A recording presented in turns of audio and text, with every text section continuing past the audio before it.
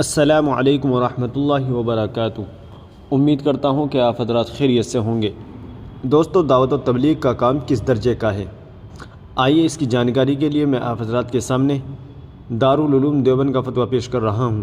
چنانچہ کسی سائل نے دارالعلوم دیوبند سے سوال کیا ہے، کیا تبلیغی جماعت میں وقت لگانا ضروری ہے اور تبلیغ کا کام کس درجے کا ہے؟ تو چلیے دیکھتے ہیں دارالعلوم دیوبند نے اس کا کیا جواب دیا ہے۔ بسم اللہ الرحمن الرحیم۔ مروجہ تبلیغی جماعت میں وقت لگانا ضروری نہیں، صرف بہتر ہے۔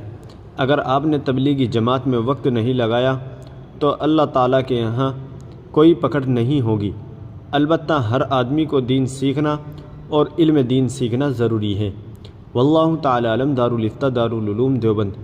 ناظرین، امید ہے کہ مسئلہ آپ کی سمجھ میں آ گیا ہوگا۔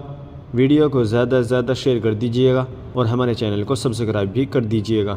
تو چلیے پھر ملتے ہیں کسی دوسری ویڈیو میں۔ السلام علیکم ورحمۃ اللہ وبرکاتہ۔